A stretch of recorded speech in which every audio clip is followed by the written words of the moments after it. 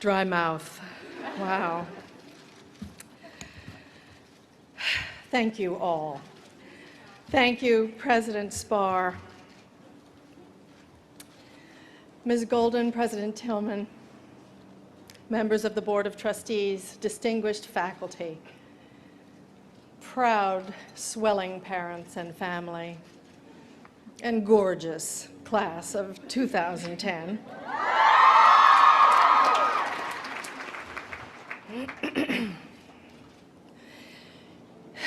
If you are all really, really lucky, and if you continue to work super hard, and you remember your thank you notes and everybody's name, and you follow through on every task that's asked of you, and also somehow anticipate problems before they even arise, and you somehow sidestep disaster and score big. If you get great scores on your LSATs, or MSATs, or ERSATs, or whatever, and you get into your dream grad school or internship, which then leads to a super job with a paycheck commensurate with the responsibilities of leadership, or if you somehow get that documentary edited on a shoestring budget, and then it's accepted at Sundance, and then maybe it wins Sundance, and then you go on to be nominated for an Oscar, and then you win the Oscar.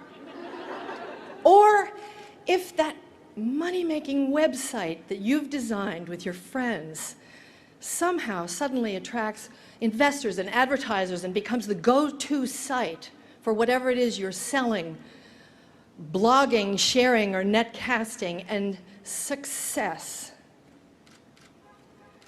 shining, hoped for, but never really anticipated success comes your way, I guarantee you, someone you know or love will come to you and say, "Will you address the graduates at my college?"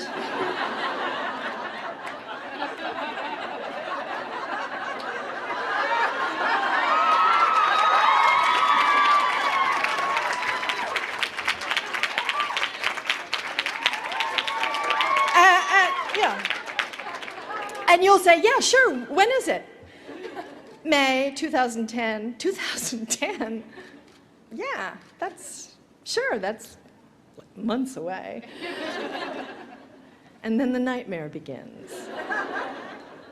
The nightmare we've all had, and I want to assure you, you will continue to have, even after graduation, 40 years after graduation.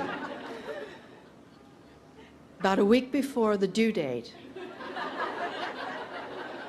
you wake up in the middle of the night, I have a paper due and I haven't done the reading. Oh my God.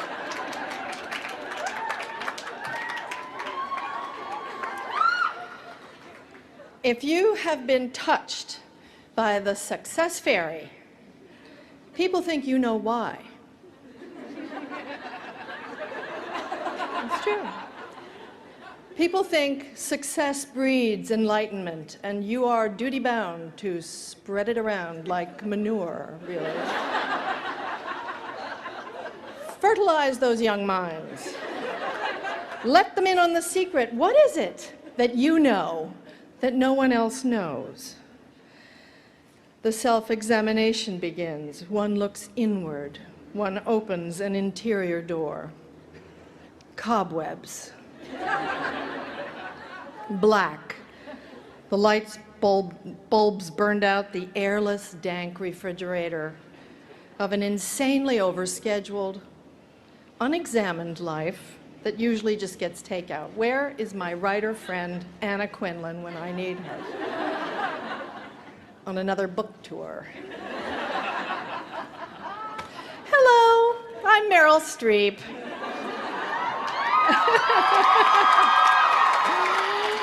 Oh, and today, class of 2010, I am very honored and I am humbled to be asked to pass on tips and inspiration to you for achieving success in this next part of your lives.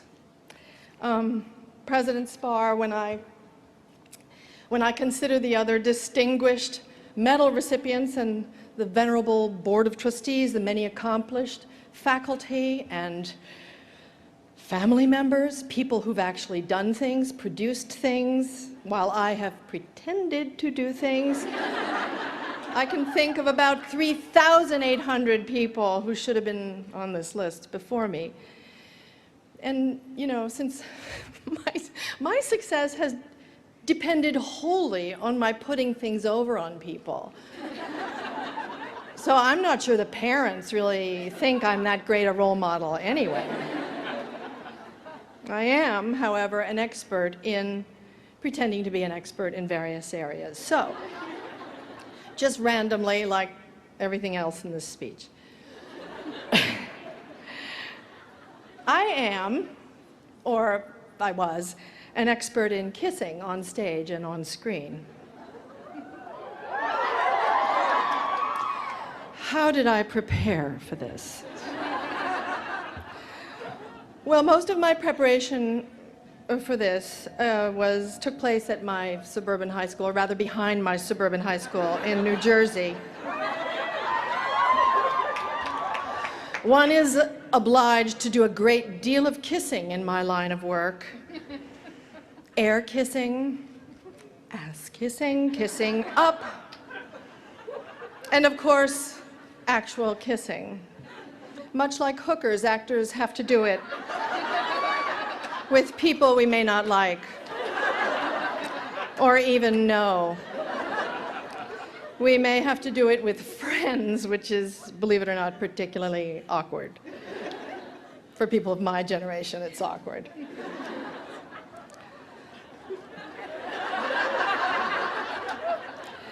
My other areas of faux expertise, river rafting, miming the effects of radiation poisoning, knowing which shoes go with which bag, coffee plantationing, Polish, German, French, Italian, that's Iowa-Italian from the bridges of Madison County, bit of a brogue, bit of the Bronx, Aramaic, Yiddish, Irish clog dancing, cooking, singing, riding horses, knitting, playing the violin, and simulating steamy sexual encounters. These are some of the areas in which I have pretended quite proficiently to be successful, or the other way around, as have many women here, I'm sure.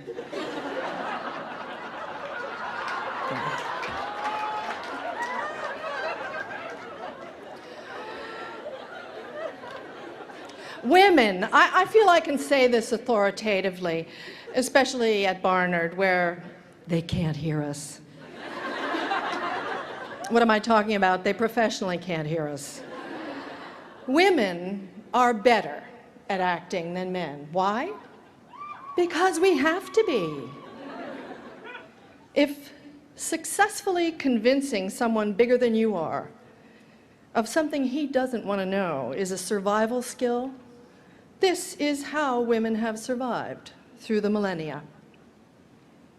Pretending is not just play. Pretending is imagined possibility. Pretending or acting is a very valuable life skill, and we all do it all the time. We don't want to be caught doing it, but nevertheless, it's part of the adaptation of our species. We change who we are to fit the exigencies of our time, and not just strategically or to our own advantage, sometimes sympathetically, without our even knowing it, for the betterment of the whole group. I remember very clearly my own first conscious attempt at acting. I was 6, placing my mother's half slip over my head in preparation to play the Virgin Mary in our living room. As I swaddled my Betsy Wetsy doll, I felt quieted, holy, actually. And my transfigured face and very changed demeanor, captured on Super 8 by my dad, pulled my little brothers, Harry, 4, playing Joseph, and Dana, 2, a barnyard animal, into the trance. They were actually pulled into this little nativity scene by the intensity of my focus, in a way that my usual technique for getting them to do what I want, yelling at them, never ever would have achieved. And I learned something on that day. Later, when I was 9, I remember taking my mother's eyebrow pencil and carefully drawing lines all over my face, replicating the wrinkles that I had memorized on the face of my grandmother, whom I adored. I made my mother take my picture, and I look at it now. Of course, I look like myself now, and my grandmother then. But I really do remember in my bones how it was possible on that day to feel her age. I stooped, I felt weighted down, but cheerful.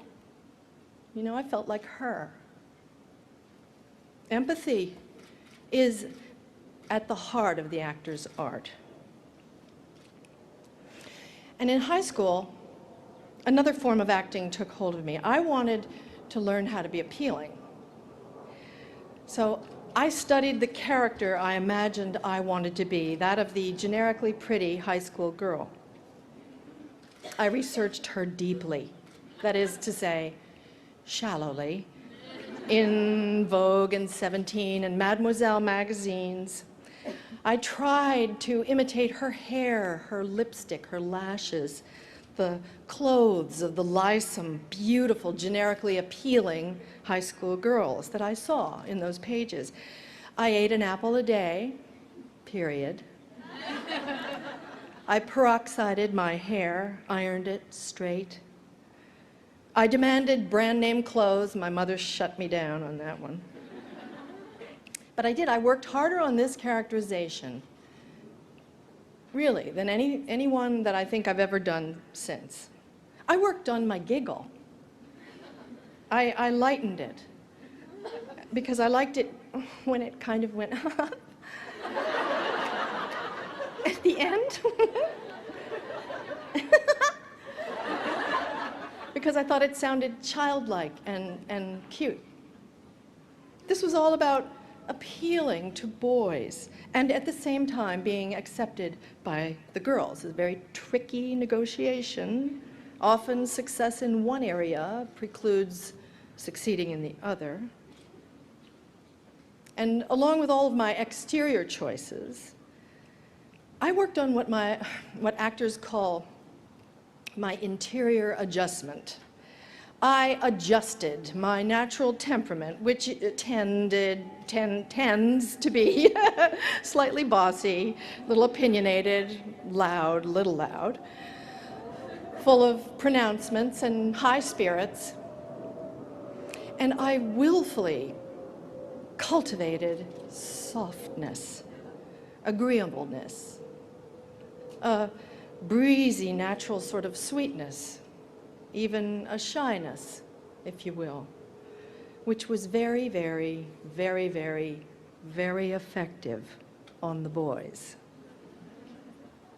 But the girls didn't buy it. They didn't like me. They sniffed it out, the acting. And they were probably right. But I was committed. This was absolutely not a cynical exercise. This was a vestigial survival courtship skill I was developing. And I reached a point senior year when my adjustment felt like me. I had actually convinced myself that I was this person and she me. Pretty, talented, but not stuck up. You know, a girl who laughed a lot at every stupid thing every boy said, and who lowered her eyes at the right moment and deferred, who learned to defer when the boys took over the conversation. I really remember this so clearly. And I could tell it was working. I was much less annoying to the guys than I had been. They liked me better, and I liked that. This was conscious but it was at the same time motivated and fully felt. This was real acting. I got to Vassar, which 43 years ago was a single-sex institution, like all the colleges in what they called the Seven Sisters, the female Ivy League. And I made some very quick but lifelong and challenging friends. And with their help, outside of any competition for boys, my brain woke up.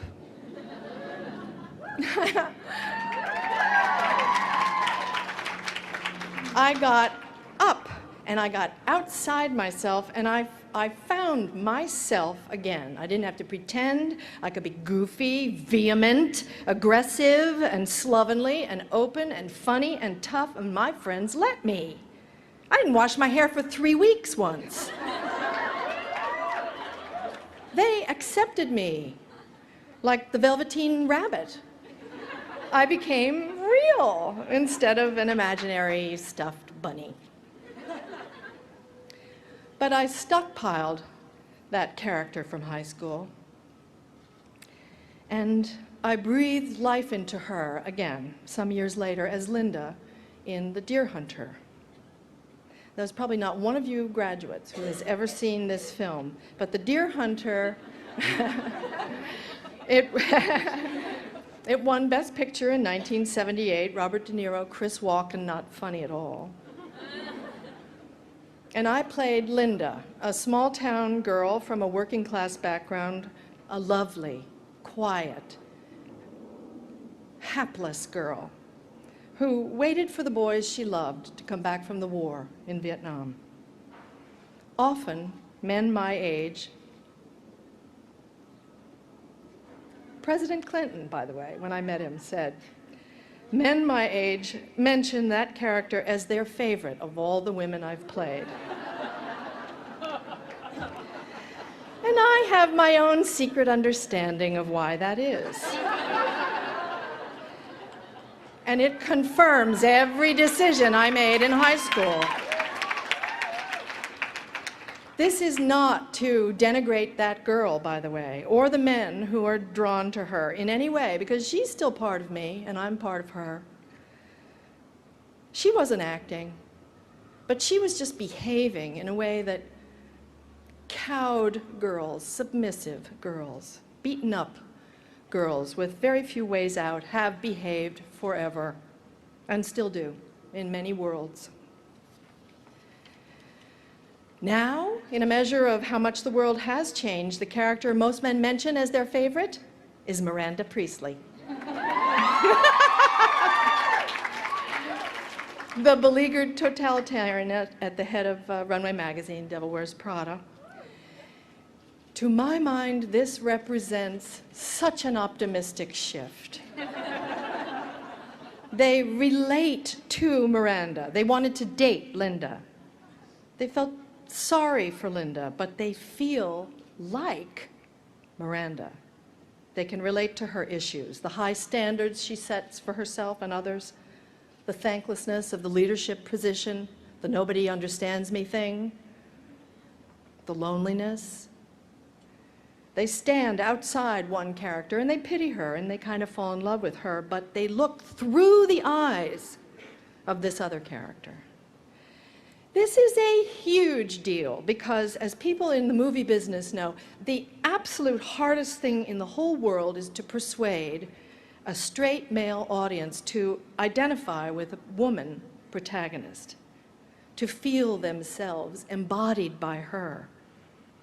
This, more than any other factor, explains why we get the movies we get and the paucity of roles where women drive the film.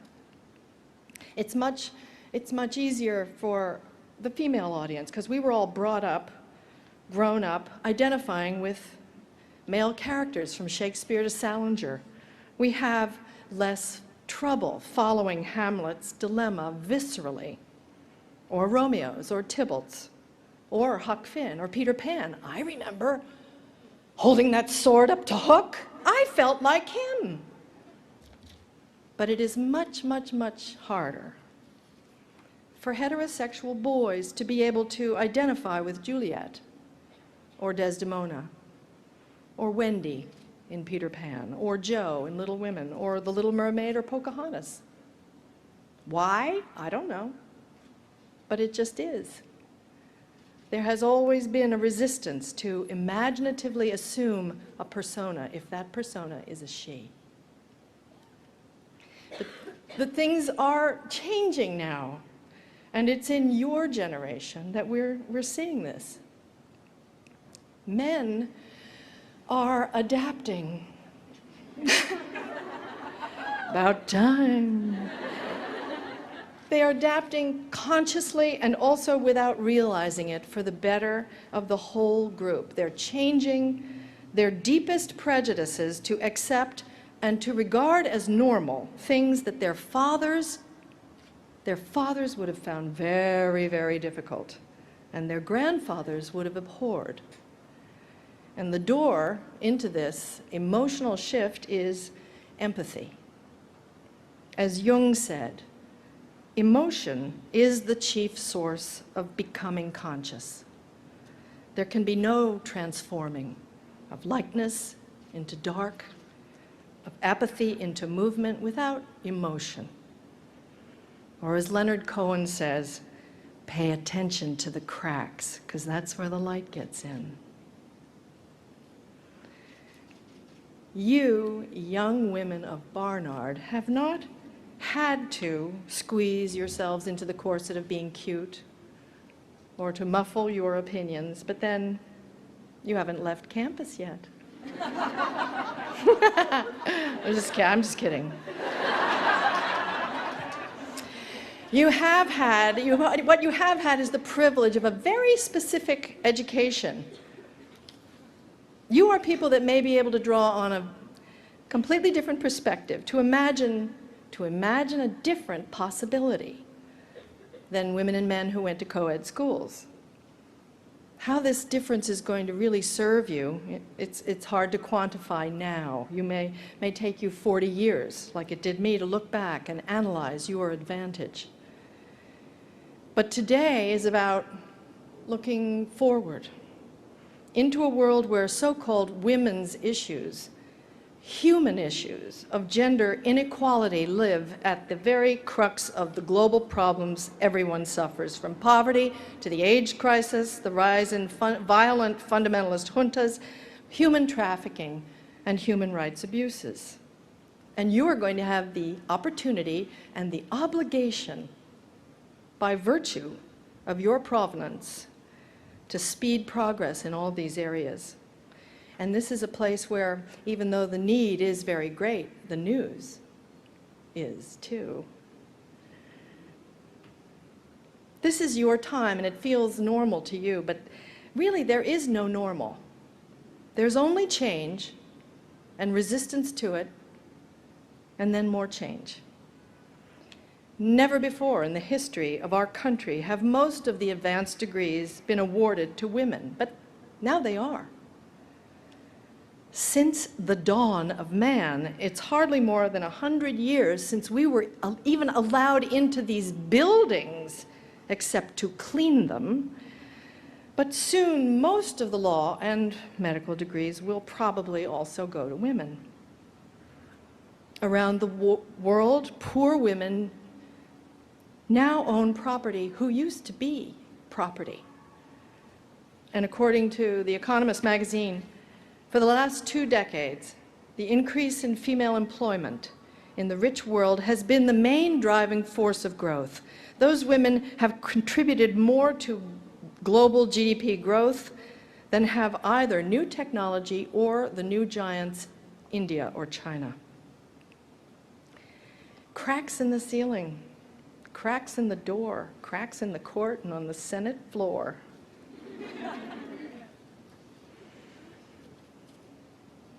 You know,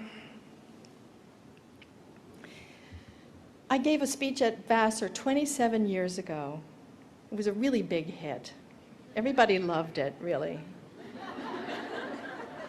Tom Brokaw said it was the very best commencement speech he had ever heard, and of course I believed this. And you know, it was much easier to construct than this one. It came out pretty easily because back then I knew so much. I was a new mother. I had two Academy Awards, and it was all, you know, coming together so nicely. I was smart, and I understood boilerplate and what sounded good, and because I'd been on the squad in high school, earnest, full-throated cheerleading was my specialty, so that's what I did. But now, I feel like I know about 1/16 of what that young woman knew. Things don't seem as certain today. Now I'm 60, I have 4 adult children who are all facing the same challenges that you are. How it makes things tough for your family. And whether being famous matters really one bit in the end, in the whole flux of time. I know I was invited here because of how famous I am and how many awards I've won. And while I am overweeningly proud of the work that I, believe me, did not do on my own. I can assure you that awards have very little bearing on my own personal happiness, my own sense of well-being and purpose in the world. That comes from studying the world feelingly, with empathy in my work. It comes from staying alert and alive and involved in the lives of the people that I love and the people in the wider world who need my help. No matter what you see me or hear me saying when I'm on your TV holding a statuette and spewing, that's acting. Being a celebrity has taught me to hide, but being an actor has opened my soul.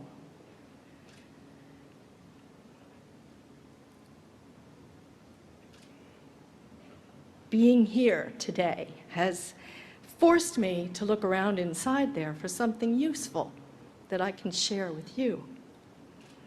And I'm really grateful that you gave me the chance. You know, you don't have to be famous. You just have to make your mother and father proud of you. And you already have.